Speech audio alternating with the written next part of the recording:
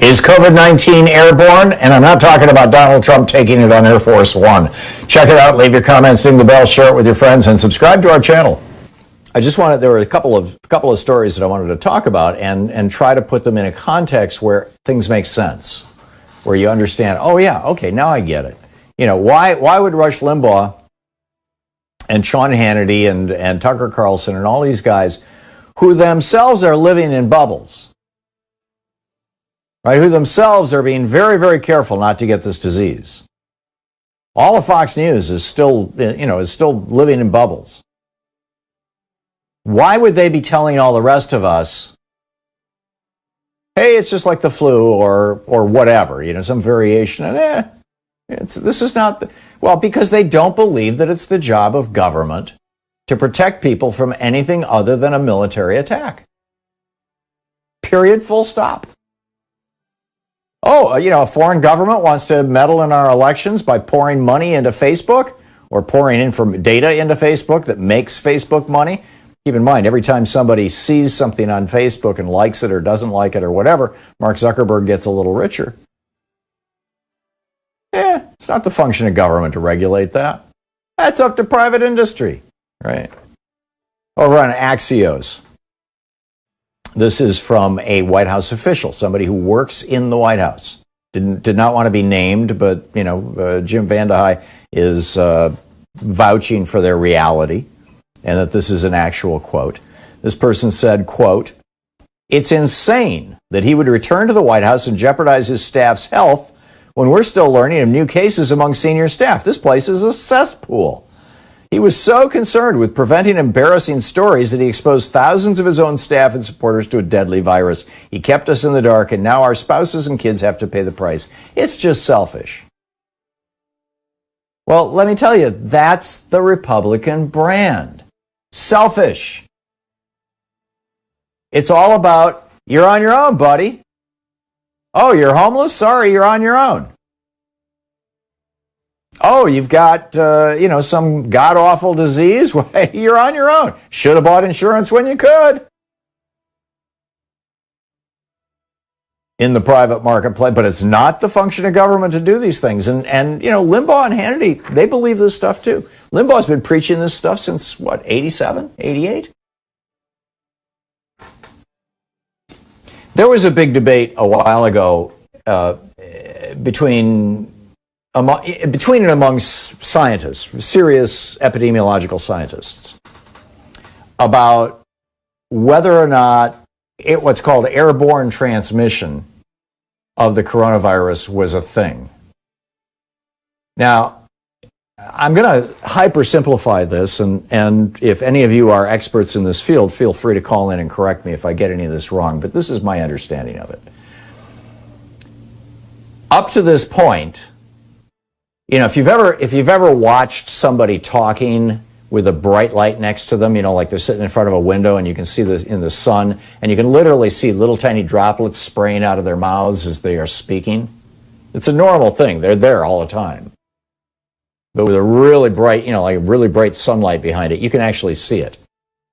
Well, the theory was that those little droplets, from the size of a flea to the size of a pinpoint, but basically all little droplets that have integrity as droplets. Those were the vehicles that were carrying the virus. And those, gravity works on those. They're heavy. So when they come spewing out of your mouth, they fall to the ground within 3 or 4 or 5 or 6 or 7 or 8 feet at the most. That's not called airborne transmission. That's spread by droplets. There's an actual medical technical term for it. I'm sorry, I don't remember what it is, but that's not what's called airborne transmission.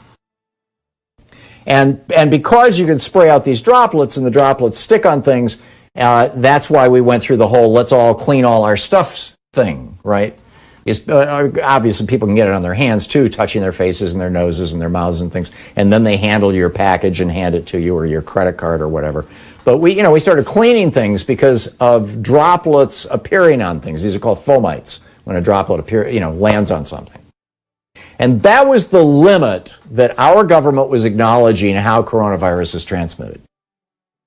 But there's a third way.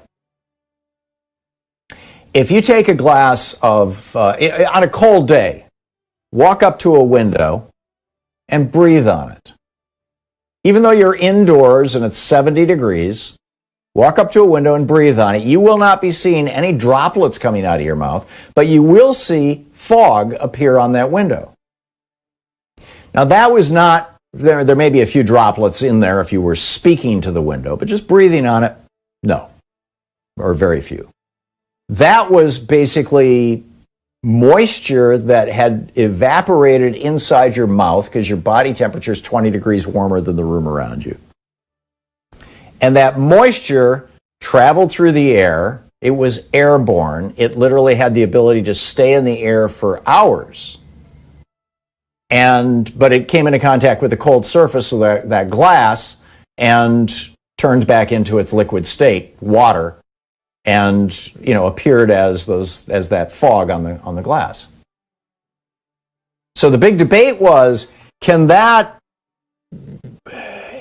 virtually water vapor or combination of water vapor and super, super, super tiny droplets that can hang in the air for hours and can move from room to room, can that stuff carry the coronavirus?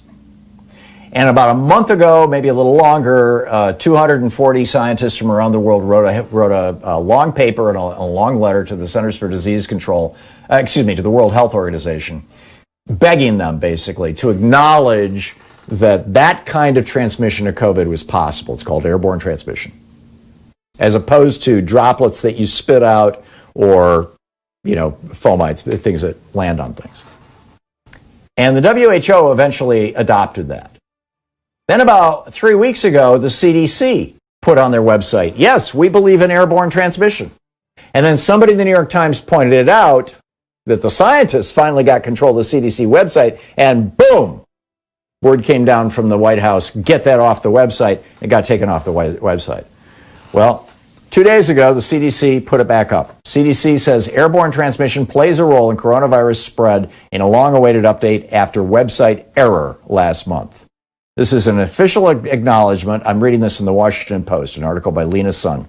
An official acknowledgement of growing evidence that under certain conditions, people farther than 6 feet can become infected by tiny droplets and particles that float in the air for minutes and hours. The updated web page says, this is now what our federal government says. There is evidence that under certain, what I just said, there is evidence that under certain conditions, people with COVID-19 seem to have infected others who were more than 6 feet away. These transmissions occurred within enclosed spaces that had inadequate ventilation. And why is that? Well, try breathing on that window and creating some fog from maybe 6 inches away. If there's a fan on in the room, it gets really hard. Right? So, it's all about ventilation and things like that. But this is a big deal. I mean, we're learning more about the science of this. But at the same time, as I keep saying, and by the way, the Supreme Court just really, really helped Lindsey Graham and Trump in South Carolina. I'll get to that in a minute, too.